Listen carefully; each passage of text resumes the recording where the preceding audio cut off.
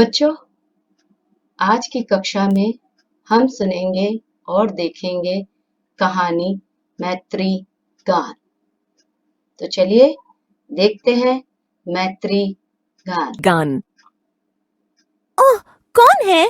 जैसे ही तारा किसी से टकराई वह चिल्ला उठी। कुछ संभली तो अंधेरे में देखा कि दो बड़ी बड़ी आंखें उसी को घूर रही हैं। कौन हो तुम? उसने फिर पूछा। वासंती, मधुर स्वर में उत्तर मिला। ओह, माफ करना, मैं तो अपना तंबू ढूंढ रही थी। तारा ने बात स्पष्ट की। इतने में बिजली आ गई और रोशनी में उसने वासंती को देखा। सामने हरे और पीले रंग के कपड़े पहने एक दुबली पतली लड़की खड़ी थी। सांवला सलोना रंग, तीखे नैन नक्श, हरी आकर्षक आंखें, दोनों एक दूसरे को देखकर मुस्कुरा दी। अरे, मैं तो अपना तंबू ढूंढ रही थी, तारा ने दोहराया। वासंती की कुछ समझ में तो नहीं आया, बस अचकचाकर शीघ्रता से बोली, येन पेर वासंती, मेरा नाम वासंती है। तारा ने मंद मुस्कान के साथ सिर हिला दिया। वासंती के सिवा उसको कुछ समझ नहीं आया था। फिर दोनों खिलखिलाकर हंस पड़ी और अपने अपने रास्ते चल दी। चेन्नई में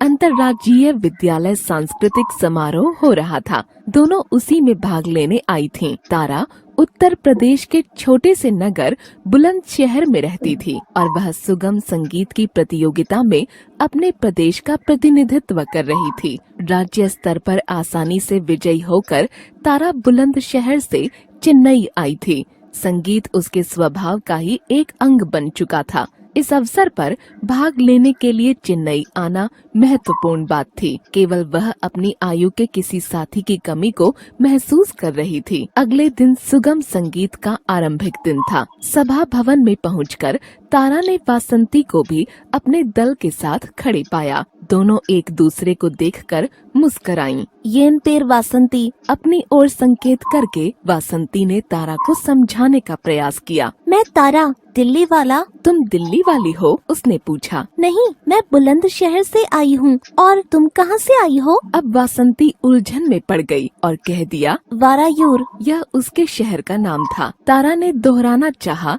पर असमर्थ रही। वासंती तेजी से हंसी तो तारा ने फिर पूछा, तुम्हें हिंदी आती है? इल्ले। वासंती ने अपने दोनों अंगूठे और सिर हिला दिया। अंग्रेजी? वैसे अंग्रेजी तारा की भी खास अच्छी नहीं थी। इल्ले। वासंती ने फिर इशारे से दोहराया। भाग लेने वालों ने अपने अपने प्रदेश के गीत गाए। तारा के मधुर कंठ से कजरी सुनकर हॉल में तालियां गूंज उठीं। कुछ देर बाद वासंती के कुंभी पातु, तमिलनाडु का लोकगीत, ने भी दर्शकों को उतना ही आनंद विभोर कर दिया। तालियों की हॉल गूंज उठा। मुकाबला तगड़ा है तारा, मीरा ने तारा को सावधान किया। वह भी शास्त्रीय संगीत प्रतियोगिता में भाग लेने उत्तर प्रदेश से आई थी। हाँ मीरा दी, वह बहुत अच्छा गाती है, तारा ने कहा। पर मैं जमकर अभ्यास करूंगी, हमें जीतना ही है। मुझे तुमसे पूरी उम्मीद है, मीरा ने पीठ ठोककर तारा का उत्साह बढ़ाया। वासंती भी समझ चुकी थी कि जिसके साथ वह थोड़ी देर पहले दोस्ती करना चाहती थी वही उसकी मुख्य प्रतिद्वंद्वी है। सभागार के बाहर दोनों की नजरें मिलीं, परंतु प्रतिस्पर्धा के भाव से दोनों मुंह मोड़कर अपने अपने खेमे की ओर चल दीं। वे दोनों एक दूसरे की विरोधी थीं, जो एक ही पुरस्कार पाने के लिए संघर्ष कर रही थीं। सारा दिन तारा अभ्यास करती रही। वासंती ने भी खेमे में घंटों वीणा पर अभ्यास किया। वे दोनों भोजन कक्ष में मिलीं, पर एक दूसरे को अनदेखा करके अलग अलग स्थान पर खाना खाने बैठ गईं। प्रतियोगिता से एक दिन पहले सब महाबलीपुरम घूमने गए। चमचमाता अथाह नीला सागर, चांदी सी रेत, मंद मंद शीतल समीर। इस मनमोहक दृश्य ने तारा को अगले दिन की प्रतियोगिता की सुध ही भुला दी। मंत्र मुग्ध सी तारा मीरा दी, बहन जी सभी को पीछे छोड़ विशाल मंदिरों की ओर चल दी। स्वच्छ नीले आकाश के नीचे समुद्र की इठलाती लहरें मंदिर की दीवारों से टकरा रही थीं। धीरे धीरे वह मंदिरों की चोटी को देखते हुए पीछे की ओर हटने लगी। अचानक किसी की चीख की आवाज सुनकर तारा सकपका गई। लड़खड़ाकर वह गिर पड़ती। इससे पहले ही दो सशक्त बाहों ने उसे थाम लिया। गरजती लहरों की फुहार उसके चेहरे पर पड़ रही थी। जरा संभली तो समझ में आया कि वह समुद्र के बिल्कुल किनारे पर थी। हे भगवान, अगर मैं गिर पड़ती तो?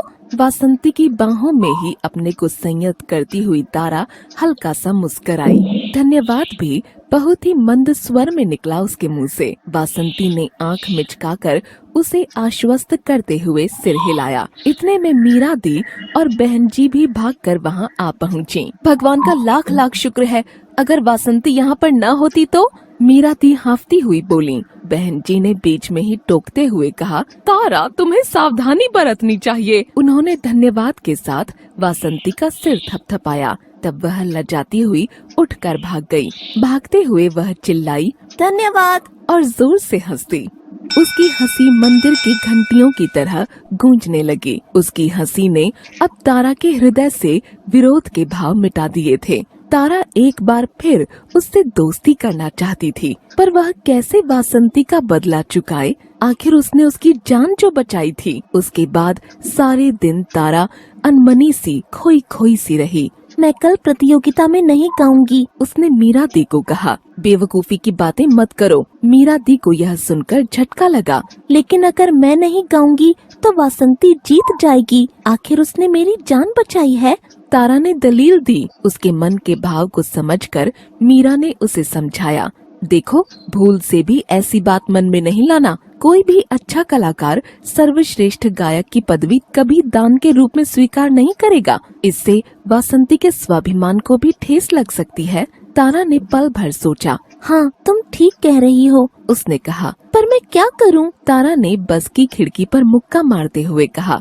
मैं हकलाकर गाऊंगी, सुर बिगाड़ दूंगी मीरा दी, तारा ने निराशा से कहा। मीरा दी ने तारा को फिर समझाया, देखो, सब जान चुके हैं कि तुम्हारी स्वर साधना कितनी मंजी हुई है।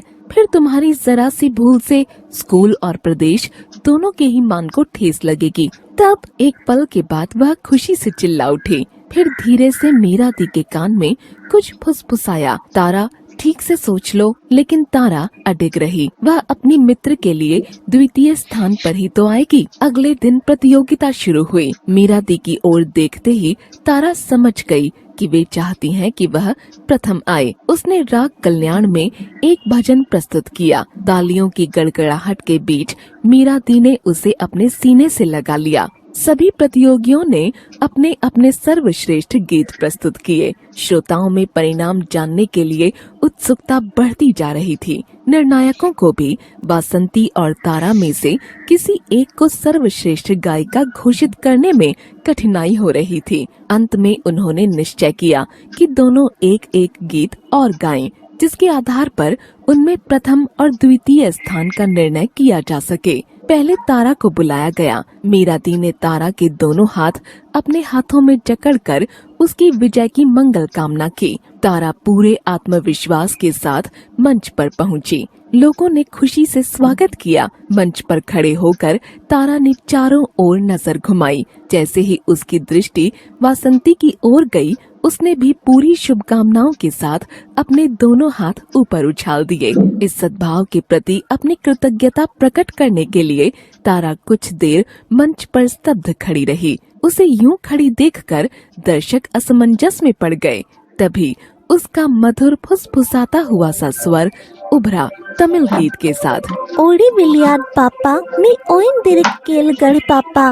बच्चे, तुम्हें चुस्त रहना है, तुम्हें सुस्त नहीं पड़ना है। यह तमिल गीत उसने कभी स्कूल में सीखा था। उसकी तन्मयता और गीत में उसके सही उतार चढ़ाव ने दर्शकों को भाव विभोर कर दिया। गीत समाप्त होते ही तालियों की गड़गड़ाहट से हॉल गूंज उठा। मंच से उतरते समय तारा ने देखा कि वासंती की गहरी काली आंखें स्नेह से मुस्कुरा रही हैं। मीरा दी तारा की ओर लपकी, परंतु उनके चेहरे पर निराशा का भाव स्पष्ट झलक रहा था। पास आते ही उबल पड़ी। यह तमिल गीत गाने की क्या सूझी तुम्हें, यह जानते हुए भी कि तुम हिंदी में बहुत अच्छा गाती हो?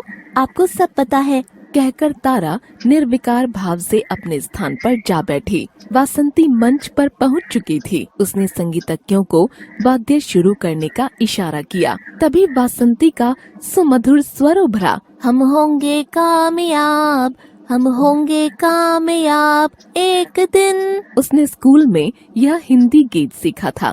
एक बार फिर दर्शक विस्मित से रह गए, विशेषकर तारा। वह भी उसके साथ साथ मंद मंद गति से गीत के बोल गुनगुनाने लगी। दर्शक जोर जोर से तालियां बजाने लगे। अब निर्णायकों के सामने कोई विकल्प नहीं रह गया था। एक निर्णायक ने मंच पर जाकर तारा और वासंती दोनों के नामों की घोषणा की। दोनों मंच पर पहुंची और निर्णायक के पास खड़ी हो गईं। उन्होंने उन दोनों के हाथ पकड़ ऊंचा उठाते हुए कहा, दोनों ने ही बहुत अच्छा गाया है, इसलिए दोनों ही विजेता हैं। तारा और वासंती दोनों को ही ट्रॉफी मिली। दोनों एक दूसरे के हाथ पकड़े श्रोताओं की बधाई का स्वागत कर रही थीं। बच्चों, आपने देखी कहानी, सुनी कहानी, तो इस कहानी से आपको यह जरूर समझ में आया होगा कि सच्ची मित्रता किसे कहते हैं। सच्ची मित्रता न भाषा देखती है, न धर्म देखती है, न पहनावा देखती है, न अमीरी देखती है, न गरीबी देखती है। सच्ची मित्रता सिर्फ और सिर्फ आपके मन के भावों को देखती है। और जब दो सच्चे मन वाले भाव वाले मन मिल जाते हैं तो सच्ची मित्रता हो जाती है।